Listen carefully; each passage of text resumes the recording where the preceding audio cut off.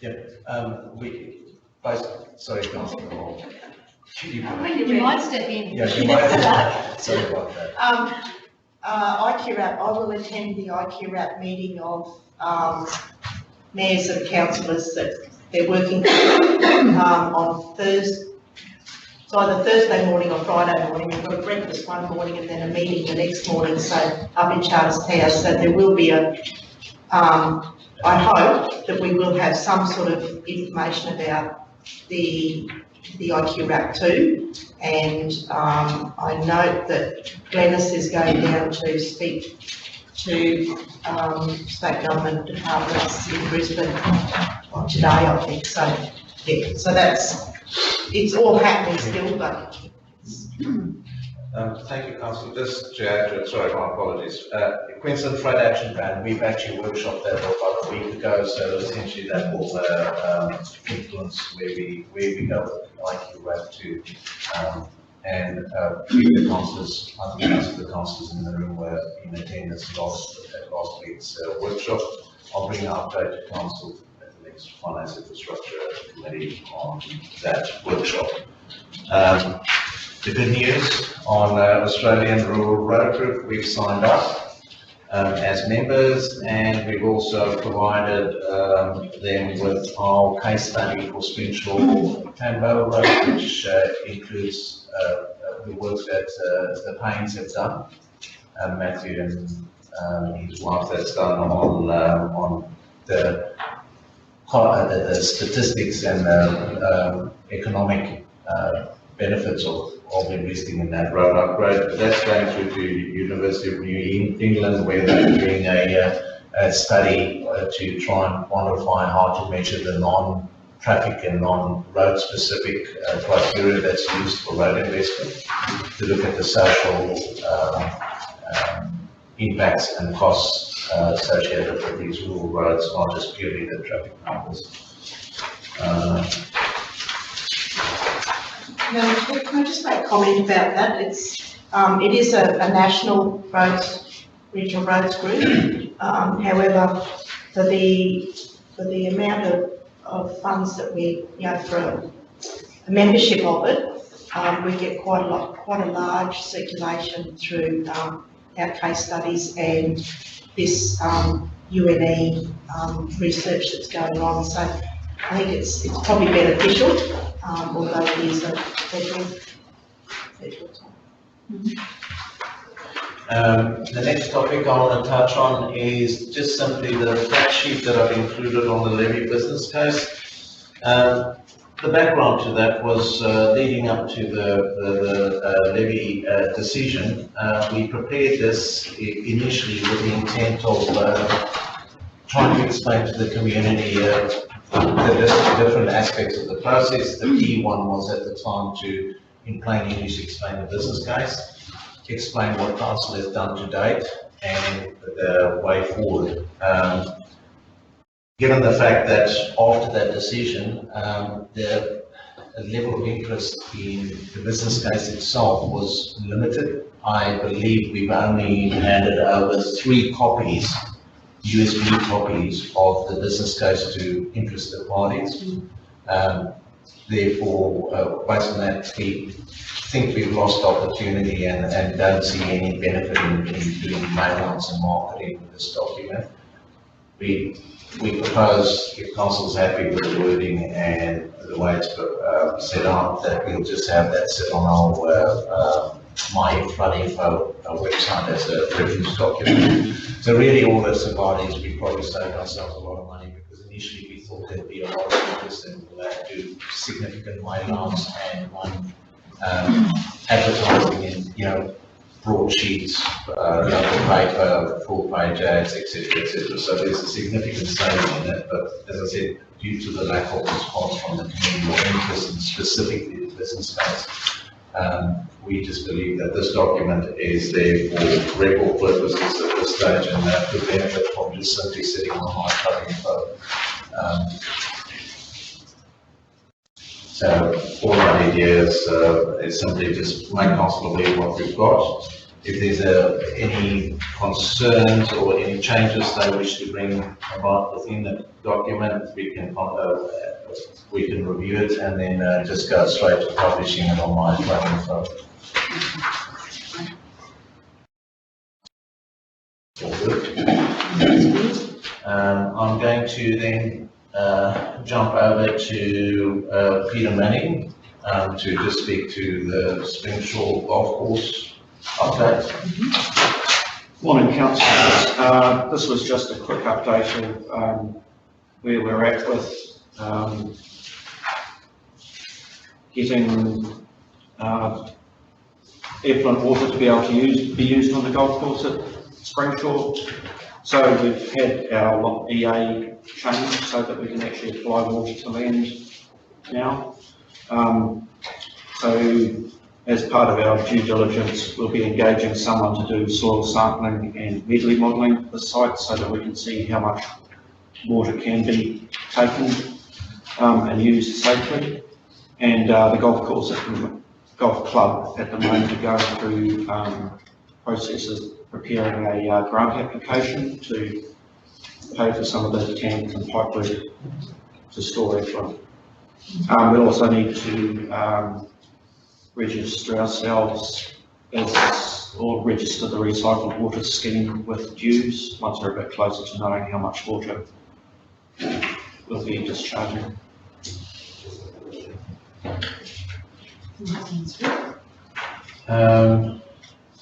Nice technology. Jason Uliana just said he wants to speak to TIPS quickly. Yeah, I'll just touch on the TIPS funding. So good news, we got TMR's just announced, or recently announced, the double allocation will continue till 2021. And also another great result for the BBRRTG, getting 100% of their allocation spent last year. So not all the groups got their 100% spent throughout the state, but we definitely did. And also a win for Central Highlands in getting that extra 95,000 underspent of bananas in June, which we spent as well. So some good wins there. And I just touch on WFLQ while I'm here, the Western Queensland. The infrastructure projects there are well on track to be completed before November. We've got the footpath in Claremont Street, the car park at Mackindoe, which is underway, and the car park behind the library. So they're all well on track and on schedule to be completed.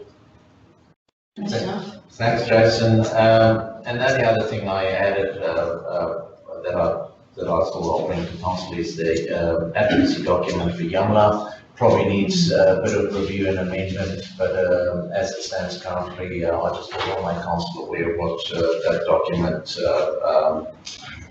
is promoting and the levels of funding. There's a report a bit later on regarding the feeder roads, and that's one of the elements of that advocacy document that will have a significant impact on the bottom line of what we intending or wish to invest in that area and that project as a whole. So just on the feeder roads and that area of roads, Chair, I was talking to some of the landholders recently and suggested maybe that we have a community consultation out there. So if we can fit it in at some stage. Thank you for raising that. I think there's a bit of willingness to get out into that area and on the ground. I think with the decision today and the option one being adopted, I think there's a benefit of running out a bit more detailed project-specific issues around that, which would be great in leading into the planning and design for the delivery. So I can see some benefit doing a follow-up consult to influence our planning and design of the actual link that's being proposed.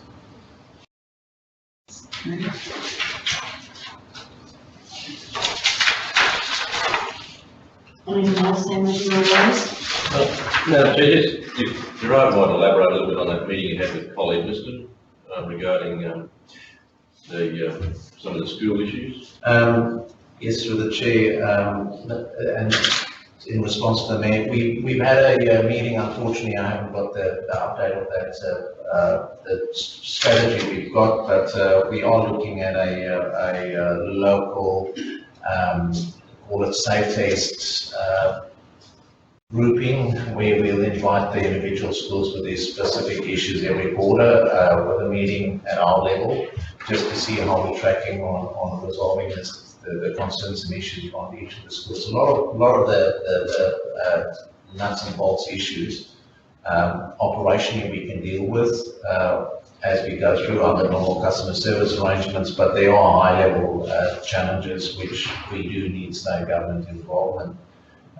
We've effectively moved away from this sort of having safe committees for each individual school, because that will be resource hungry. So I think there was a willingness from Queensland Transport and the mayor and ourselves to have this regular catch-up with the key schools with the bigger issues and do it on a quarterly basis. So it's more a regional focus on the high-level safety issues, and as I said, in the background we'll have TAC or tags for delivery, council itself delivering on smaller issues under normal circumstances, but that means we don't lose sight of these bigger issues. And if they're all addressed and progressing and there's no need to meet anymore, we will respond.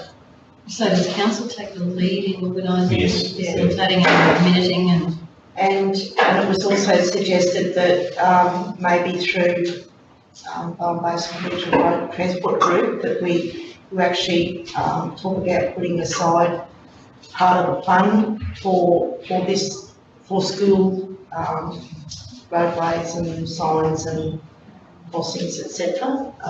But that's something we'll have to talk about in September. Jason, with the our meeting then. So.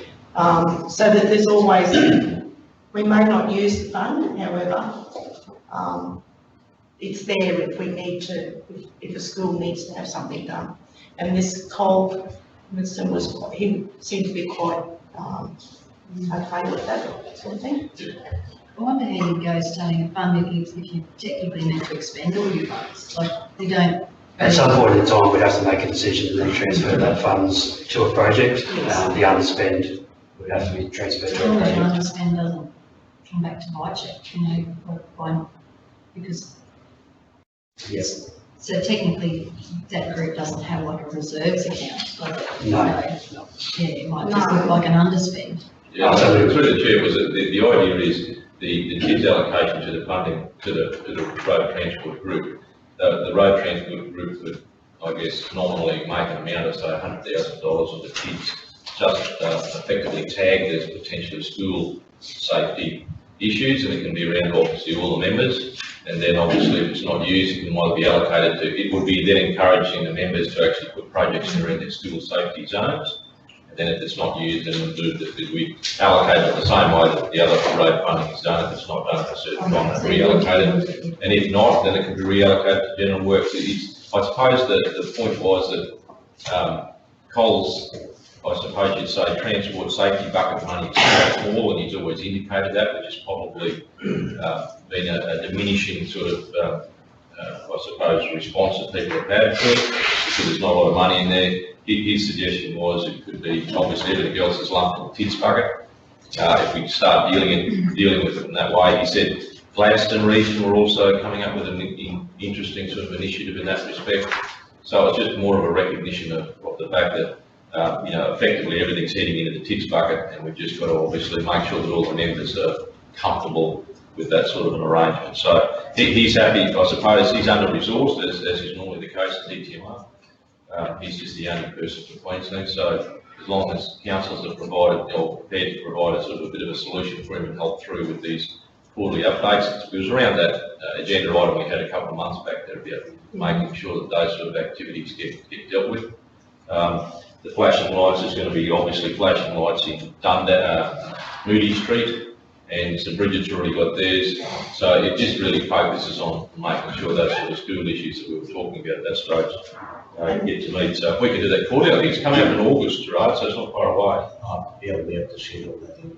Yeah, so that's why I was just asking that it be brought up today, because if some councils are interested in being that, making sure some of those school issues get on there. So at the cut, So you'll just send some meeting invite out? That'd be Yeah. very good. Thanks. I think Rolston's got theirs too, flashing lights, I've had flashing lights for ages. have they? You just were going that fast and didn't see it. That's Slow down. No, you're probably going through outside school times, which is why they weren't flashing. That's what it is, Madam Chair. That would be it. If I could ask a question to Gerard, just or Yeah. something with that tag group.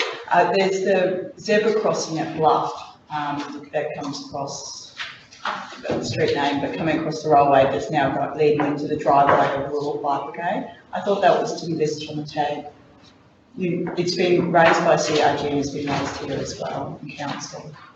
I thought it was needing to go to the tag group or where is what's happening with it. I'm just looking over at Jason, who could be. Yeah, look, through the chair, just looking at the minutes of the tag group meeting here, I think it is being encompassed in that Capricorn Highway, Okay. schools and around the corner. Yep. All in one project, That's so that they're discussing it as that. Oh, that's what I'm So along with the, a continuation of that, either island or a painted island in front of the school, Yep. to separate it to service road Yeah, and looking at around the corner. okay, wonderful, thank you.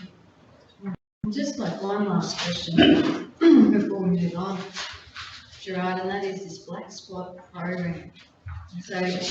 So I know we'll get hit up everywhere we go, when we see this is something that the community needs.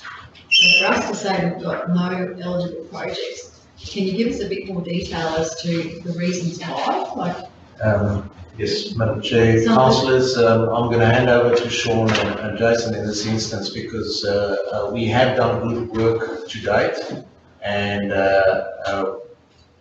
we've had a report to support for the Northern Emerald area to support our program of works that we've delivered to date. Just give council the indication of why we've got, unfortunately, missed a beat on this one. Yep. So through the chair, the black spot funding is has very strict criteria. To say that we don't have any eligible projects is probably not 100% correct. At the moment, we just don't have the data to support an application. So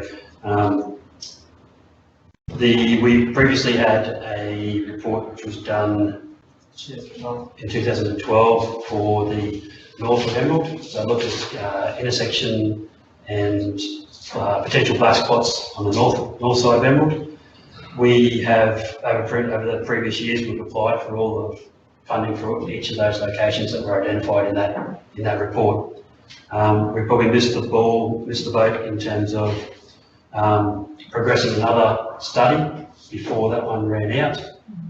So in this year's funding, this year's budget, we've applied for and got funding for a study on the southern side of town, primarily focusing on the collector roads and the hierarchy roads, being Rifle Range, Andrews, Pilot Farm, Campbellford, looking at those intersections and general safety issues that we could use for future funding applications. With the black spot funding, there is a very strict criteria. You need accident history, you need a BCR, benefit cost ratio, that indicates that the project would be viable. A lot of those are the criteria are hard to meet for us in our community, purely because a lot of accidents don't get reported. If the accidents don't get reported, we don't have the data to present to the black spot and to be eligible. So it is an ongoing program that we do need to work on, which this report will help us. so it's still a good relationship with emergency services agencies that we're getting data, or is it? Yes, yeah, but even their data is sometimes a bit behind the eight ball in terms of getting it logged. They have a system which could be 6 to 12 months behind the actual event. So getting that reliable information is something that always proves to be hard for all areas across the state. So shouldn't the, anti-crossroads be high on the agenda? Yes, again, the now there will be some data. I know previously the data in terms of accident history. Isn't it, that you have to wait for an accident? Unfortunately, that's the criteria of the program. Yeah, it is disappointing because near miss doesn't count, does it? No, thanks very much, Jason, for that. Just specifically to that program, it is, with the study underpinning it, you have the road safety audit philosophy, which means you can deal with those unquantified safety risks. So black spot funding in the past, or normal programming, is high accident statistics, fatalities, etc. That adds to prioritization. If you have a road safety audit based document sitting underneath it, it elevates the priority and gives you a greater chance of getting the funding. So that's the reason why the study is critical. And I do want to slip or make a reference to the fact that this may and will include possibly that current crossing down on Rifle Range at the park. The park's name is Vicky Peters Park. Thank you, Councillor. But basically, that means you can quantify that type of safety issue, although they won't be in statistics.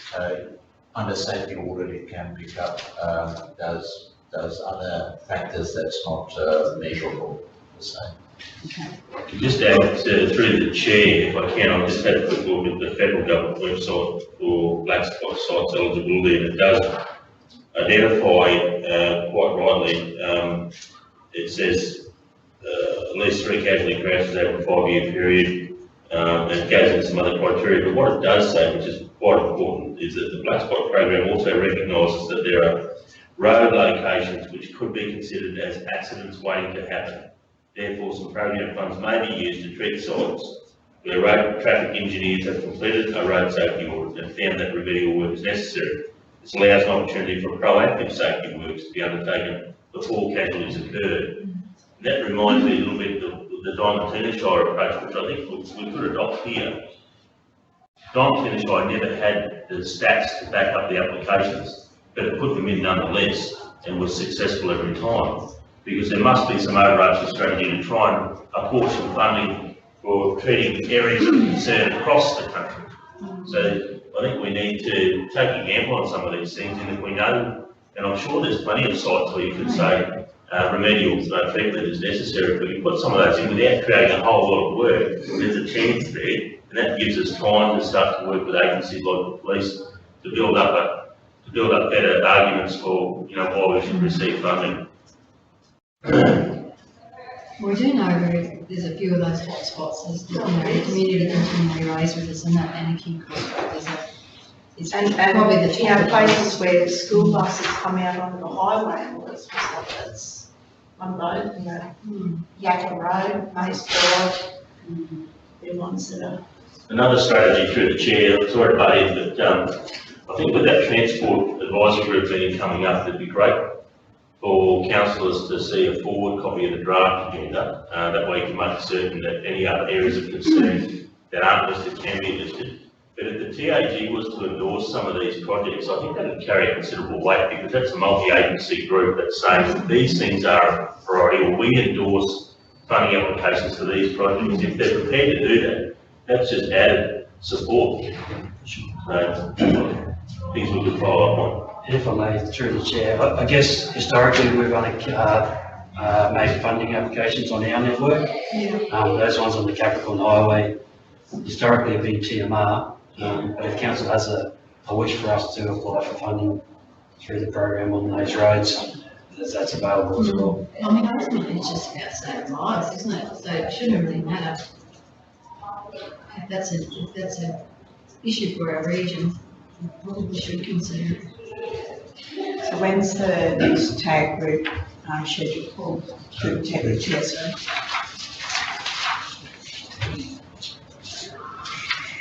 What do they need? Bi-monthly, quarterly? Quarterly, it's scheduled for August, so it must be the next one or two, I'm assuming.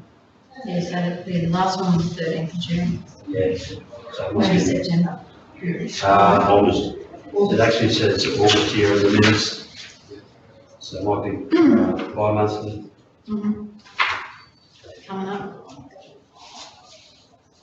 I'm pretty sure you got that agenda. Rightio, well, thanks very much for that, Gerard. And yeah, Sean and Jason as well. I might just move right on to corporate services. The LGAQ conference is rapidly approaching, so we'll just have a discussion of some of the motions proposed. I'll hand over to you, Jason. Thank you, Madam Chair. Councillors, you have before you 6 motions or proposed motions for consideration to forward to the LGAQ in an effort to try and influence policy or government decisions around some of the issues that we've identified, particularly over the last 12 months. There are 4 matters there that relate to rating-based initiatives and 2 that relate to funding-based initiatives. I won't go through them individually, Madam Chair, but happy to take answers, questions or amendments to those motions as they stand. Well, I think we've got a level of familiarity with these dot points. Councillors, did you have any questions about any of those? I mean, they're all worthy, aren't they? I mean, as recently as yesterday, I think that discussion with Urban Energy sort of reinforced the need for something to go forward in relation to the solar farms and wind farms. Councillors, I'll just, with consent with my colleague down there, suggesting a slight amendment to number 6, alternate grant funding. It is around the concept of not just consolidating grant funding into less programs, but also the proposal, the suggestion that it be structured in the same way that the Transport Infrastructure Development Scheme is structured, 2 years fixed and 2 years indicative, which gives councils a great opportunity to prioritise and put forward their projects for consideration, and also help smaller councils not putting their hand up purely because of the bigger impost every time applying. I think we're averaging about 20,000 points per application currently. Smaller councils can't afford that. So twofold outcomes. Smaller councils have got a better opportunity of putting projects forward that's prioritised, and they don't have to go through the rigor of applying every single time for every single program. So yes, a 2 year by 2 year type of funding scenario at state level definitely will be beneficial for smaller councils. So how does that read now? I'll probably have to ask Jason to see whether he wants to wordsmith that somewhat. Well, the recommendation doesn't. There is them. Is it? Yes, there is. Oh, sorry, yes. It doesn't go into a lot of Yeah, detail, that's it would okay. just be like Are you happy with the wording there, Jason? Oh. For that? Madam Chair, we could put a further sentence into the rationale for it in the first instance.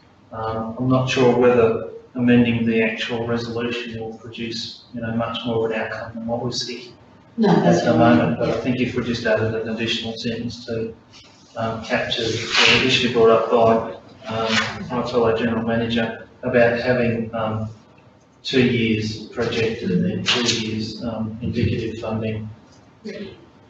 So that allows us to deal with our 3-year plus budget cycle that we're working on. Madam Chair, just add something that we, with DG Frankie Carroll from Diljit driving around from last week. There are currently 77 funding buckets in Queensland at the moment. He'd like to reduce those back to 5 streams, which is largely aligns with what you put there, Jason, which is very intuitive of you. And the reality is, if I think this sort of a resolution would probably show that probably some support from local government, if they're in on that conversation, that if he was to get his way, then obviously those streams would support probably what you're talking about there. So. Yeah. All right, councillors, the recommendations there before us, if someone feel include that. Well, it's a race. I think Councillor Rolfe might have had it on respect. Seconded Councillor Brimble. All in favour? Unanimous. Excellent. All right. Moving right along, again, Jason, still with you, just a departmental update, if you'd like to step us through that. Thank you, Madam Chair. I won't talk to the points ad nauseam. I'll just highlight a couple of key issues there. First one around depreciation policy change. Obviously, we've completed another round of comprehensive revaluations this year on major classes of assets, and we've also been having discussions ourselves around recognising assets that are what you might term recognising some level of obsolescence. It's intended that as part of bringing a policy forward to council, we produce a discussion paper similar to last year to talk about what those impacts of depreciation are, and then pull an internal policy out addressing those matters that relate to essentially trying to mitigate some of the depreciation expense for the years going forward around, in the first instance, some of our building assets, and preliminary work's being done on estimating what that might look like. So a further report will come back on that. Dot point number 6, councillors, the annual financial statements are well in hand at the moment. We're due to produce the draft to the auditors over the next couple of weeks, and then they'll be passed back through the audit committee before finalisation by an external audit over the next 4 weeks or so. The other final one, dot point number 8, there is a discussion labelled for set in relation to discussing VRR project applications, and particularly understanding why the unsuccessful applications didn't proceed. That discussion is scheduled later as well. Happy to take any questions, Madam Chair. Councillors, any questions in relation to that report?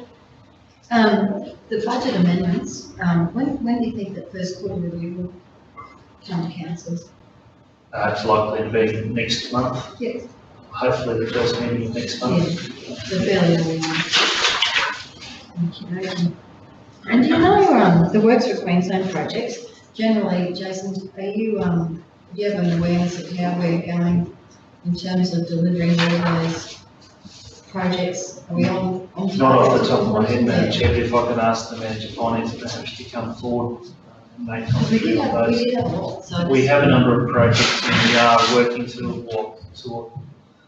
to a cash flow statement that we provided to the state in those early days.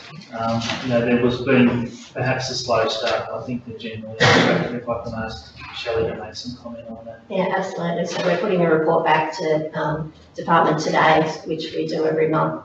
It is showing that the cash flow is a little bit behind as it's slow starting up with that procurement process. We have the opportunity to adjust projects if we need, and we're working through those where we have identified a couple that will come in just slightly under budget and some that will come in slightly over budget. We're working with the department to be able to adjust between those ones. There isn't any indication at this stage, while there's been a couple of projects delayed slightly, there's no indication of projects that won't be finished by the end of November. So there isn't anything sitting out there saying that I've got a project that we won't get it done eventually by the time that we've said we have them done at this stage. well, that was a good effort because there was a lot on the list. There was, yeah.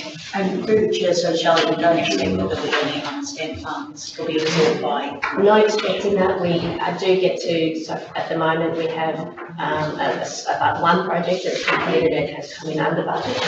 We do intend to work with the department to transfer those funds to another project that has come in over budget. Or we do expect to come in over budget as the costs are paid, and we've got the option to do that. So we're working through that process as well. Great, thank you. Thank you, Shelley. Thanks very much. Councillor, any other questions before we move on from that report?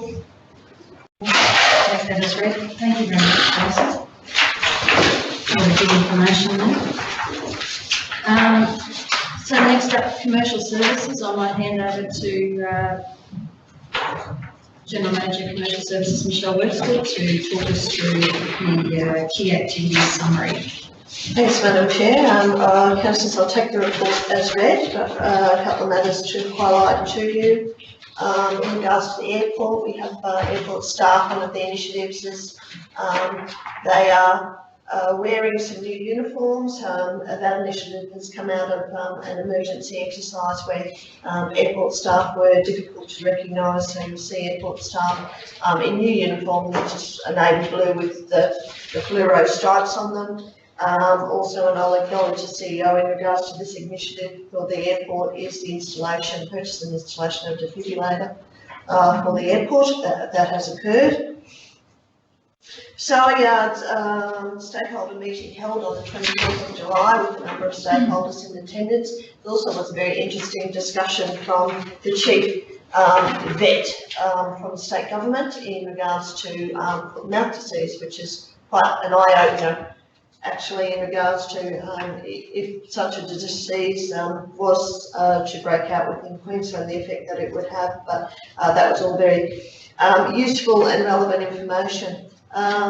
Staff changes at the Sale Yards as well. We have recruited, and Tim Maguire has commenced as the Sale Yards manager.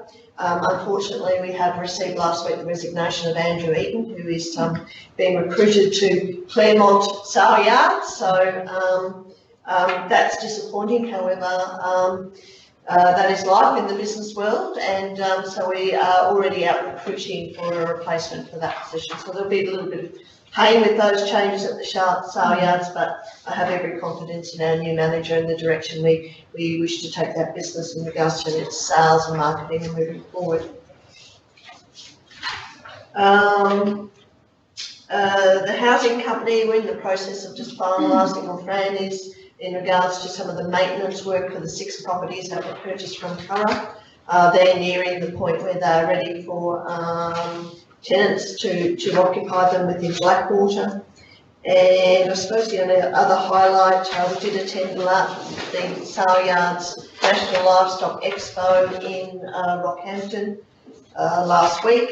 And as councillors be aware, that I'm a member of the National Board of Australian Livestock Markets Association. So I'm in the second term of that board position, and have moved on to the executive as the treasurer of that board. So they're probably just the points to highlight. Happy to take any questions, councillors. Fantastic report. Thanks, Michelle. Got a lot going on since we last caught up in this forum. And Michelle, just a general question in relation to the operation of our regional airport, and that is, given the foiled terrorism plot on the airlines, they are talking about upgrades to regional airport security. Are you hearing anything that might be coming that might involve upgrades of security or screening at our airport? Not at this stage, Madam Chair. Manager David Bosch has kept myself and the CEO. We've had a couple of update emails. Nothing at this point.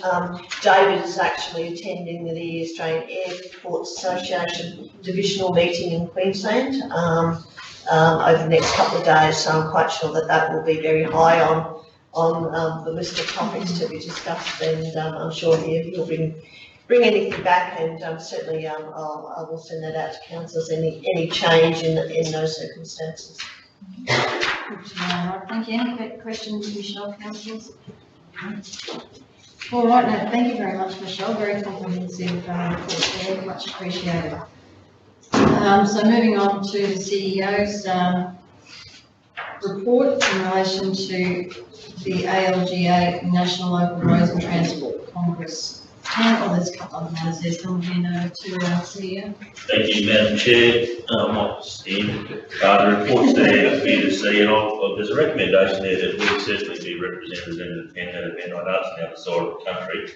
So So it's a long way to travel. But it's an opportunity to continue the discussion on some of those important matters like driverless technology, how road funding will be, the funding equation and the taxation for revenue raising for road investments. There's a few other topics there you'll pick out on the agenda. National freight and supply chain strategy inquiry. Road safety features heavily on the agenda. So I'm certainly recommending to council that we support that event. The recommendations there for you to pull apart. I've suggested there that Councillor Rolfers, the councillor who's representing council on all things roads, through the Barwon Basin Regional Roads and Transport Group and the LGAQ advisory group, which I can't remember the name off the top of my head. I certainly recommend that she should attend, as should the mayor. It's a high level discussion about all things roads, and other councillors should they be interested. And if council sees fit, I've suggested that you send me as well. Thank you, Madam Chair. Thanks very much, Scott. Madam Chair, I did, yesterday that I seem to be going to all of these things. And I do certainly want to go, and I have said to Marnie that I would quite happily pay my fare. It's very expensive, but I just feel that I want to be there, but I'm quite happy to pay my fare if need. I've got to jump in there if I can, Madam Chairman. I don't think that should be something that the committee is concerned about. The reality is that these assemblies happen across the nation in different states and territories, and if we want to be good at what we're doing here, it's essential that we attend those important gatherings, and I think that the budget's certainly healthy and has the funds available to support attendance at the important events. You can always take a more adventurous approach and drive. Pretty Madam Chair, I'll just add to the CEO's comments. The road network, particularly in this region, and the significant strategy that this council takes in respect of, our agricultural initiatives, and the fact that our significant infrastructure investments are going to be around that connectivity. Obviously, this is of significant importance to us. RTEC and the Roads Conference in Toowoomba last year, those sorts of networking and discussions that we had effectively result in the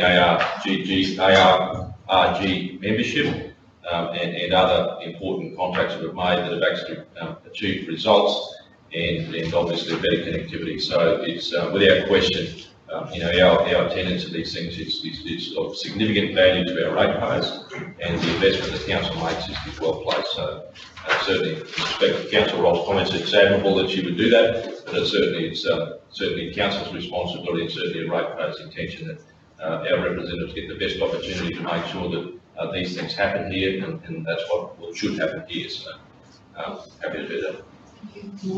I totally agree. It's an important conference for us to be represented at. There's a lot of great information on the agenda for those 3 days. The former one was really, last year was really fun. So council's, the recommendations there, I'm really happy to support it. Yeah. As it reads. I'm happy. So move Councillor Brindlecombe, seconded Councillor Daniels, all in favour? Unanimous. What do you think? Just two councillors, but the name. And the CEO. Yes, should be amended. Resolution to. It's got those. It's just got those three. Take out the council. Just take out the end councils. To the only one. We're taking it out? Yes. And the end councils, it's just the mayor, councillor, and CEO. Civil and CEO. Huh? Perfect. Right, Mr. CEO? Again, thanks, Madam Chair. This one's a little bit closer to home. So up front, just apologise for the use of the acronym. It's Engineering Public Works Engineering Australasia. That should have been what was reflected in the recommendation. This is a great opportunity to get a more in-depth understanding of some of the challenges faced by councils when it comes to road maintenance and construction. A number of interesting topics on the agenda. One standout one is about managing unsealed roads with limited funds. using marginal materials, non-standard materials. There's a lot there, and I certainly recommend that we support that. I know that we'll make sure that we've got a couple of our engineering staff there, namely Gerard and Jason at the very least. It's close to home, and my recommendation is to support Councillor Rolfe attending that event, as well as any other councillors should they be interested. It will help balance, I guess, the knowledge you have. It will help you understand the greater picture, even though this is aimed at more at a practitioner. It will really, I think, help cement your understanding of the challenges around roads, and certainly think it's great that you're in a position where you can attend Councillor Rolfe, so it's a recommendation that will attend. Absolutely. Yeah, and I'm glad this officer involvement, because it certainly sounds like at a technical level there's a lot to be learned around some of those challenges. The last thing I would want to do is go out there and learn all about how those speaks and come back and try and tell the engineers and the managers how to build roads. But it will give you a great appreciation for the challenges, and I think that's important to have around the table. Just a question. Jason Hillan was preparing a presentation for us, for us councillors, on road preparation and how it's done and everything. How's that progressing? No, we'll just checked, Jason.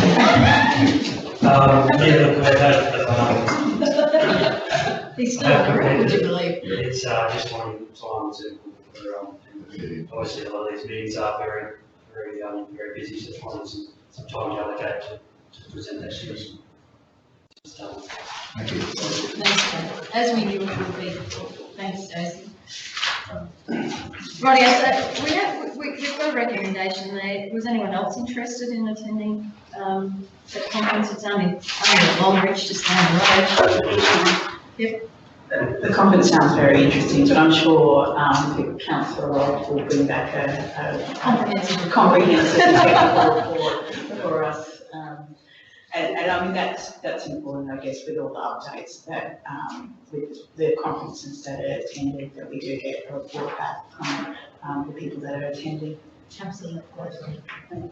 So, right, is someone happy to move that recommendation as it stands there? Moved Councillor Brimacombe, seconded Councillor Daniels. All in favour? Unanimous. Fantastic. I can see why you stick to the acronym, mate. Hell of a mouth. Yeah, but they're hard to remember what they all mean, so we'll put that engineering public works. It's the Institute of Public Works. Engineering and Australasia. So you got that in their resolution. Great. All right, Mr. CEO, back to you. Thanks, Madam Chairman. Just a couple of brief updates. Number one, which is the road tour with the Director General. Gerard will report on that in more detail at the September Standing Committee. So that's really just a note. And point two is a little bit dated too, because it's just officially letting you know what you already do know, which is that Councillor Rolfe has been elected as Chair of the Palm Basin Regional Roads and Technical Group. Thank you. Excellent. Any questions for the CEO on those matters? Congratulations, Councillor Rolfe. I think we've had an opportunity to crockery down at the back right here, but no, it's fantastic to have you there as Chair, and we've had an opportunity to receive that information and pass on our congratulations, but not actually through this group. So yeah, great to have you there. So that brings us to general business. Has anyone got any general business? And if not, well, we've got a number of matters for the closed session. So to our live streamers, we'll move into closed session. So